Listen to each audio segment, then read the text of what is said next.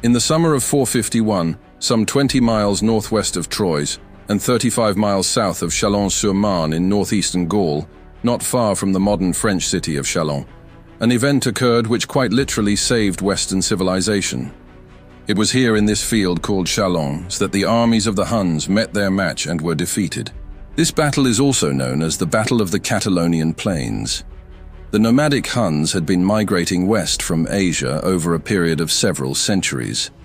They were a scourge to the peoples of Europe, defeating all with whom they came into contact. In 451, the Huns crossed the Don River, driving east the Alans, the Goths, and others. By the early 5th century, the Huns had conquered the territory north of the Danube River.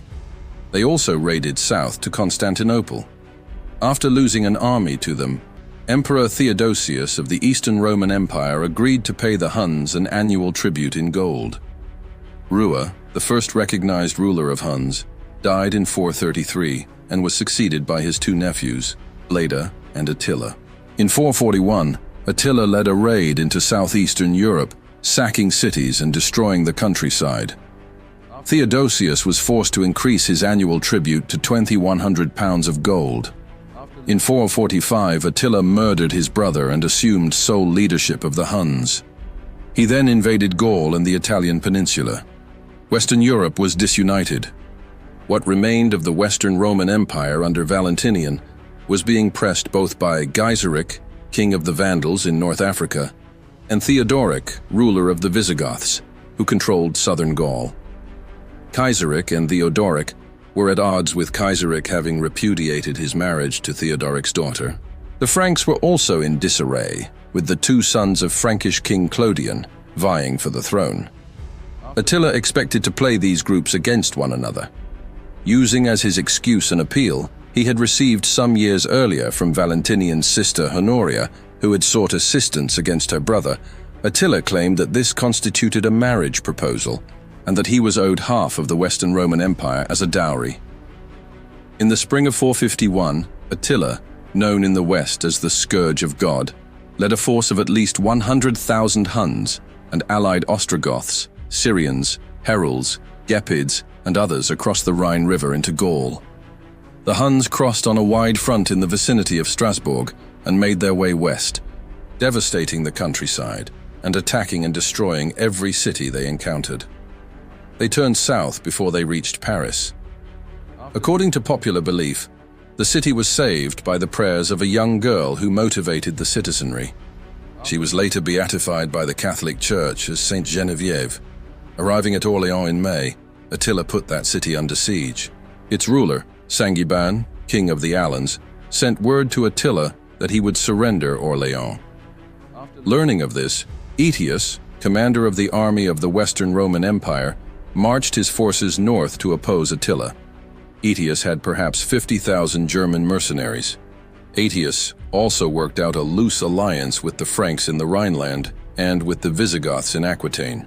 These peoples had no love for the Romans, but they regarded the Huns as the greater threat and agreed to join Aetius in a coalition against Attila. Sangiban reluctantly went back on his promise to Attila and joined the coalition against the Huns. Attila's forces were on the verge of taking Orléans when the coalition forces appeared. Attila, whose forces were widely scattered, withdrew northward and sent word to the scattered wings of his army to reform on the main body. Crossing the Seine, Attila left a Gepid force to cover his withdrawal, but Aetius destroyed Attila's rear guard in a night attack, inflicting a reputed 15,000 casualties. The main battle took place the next day, though the exact date is in dispute. Possibilities range from late June to late September 451.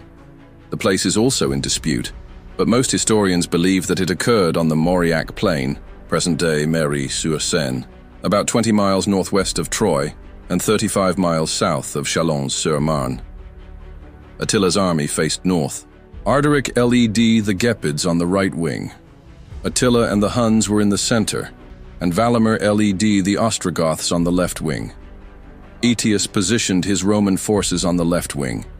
He placed Sangiban and the Alans in the center of the coalition line, apparently so they could be kept under surveillance and preventing from bolting or switching sides. King Theodoric and his Visigoths held the coalition's right wing, facing their Ostrogothic kinsmen.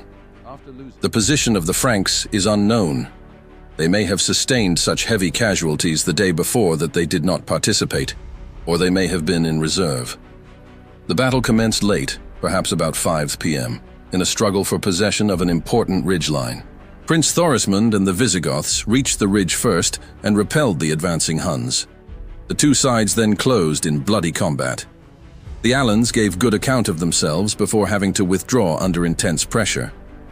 Aetius and his Germans had little success on his end of the battle line, but the Visigoths held against the Ostrogoths, although old King Theodoric fell from his horse and was trampled to death by his own men.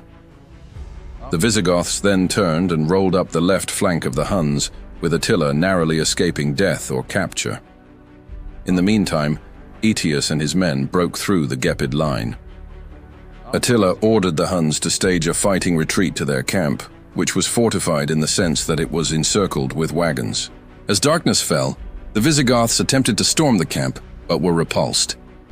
Casualties were such that neither side sought to resume the battle the next day. Contemporary estimates of the dead in the battle range from 165,000 to 300,000, although even the smaller figure is thought to be a gross exaggeration. Aetius and Thorismund at first decided to besiege the Hunnish camp, but Aetius had second thoughts. Apparently, he feared that if the Huns were destroyed completely, the Visigoths would have a free hand in Gaul, so he advised Thorismund, who became king on the death of Theodoric, to return home and consolidate his rule. The Franks also withdrew.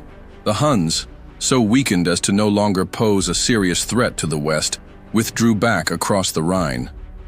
The coalition victory at Chalon probably prevented Attila and the Huns from dominating Western Europe. Attila was not finished, however. In 452, he renewed his vow to marry Honoria and invaded the Italian peninsula. Aetius could not gather sufficient forces to challenge him, and Valentinian sent Pope Leo to negotiate with the Hun leader.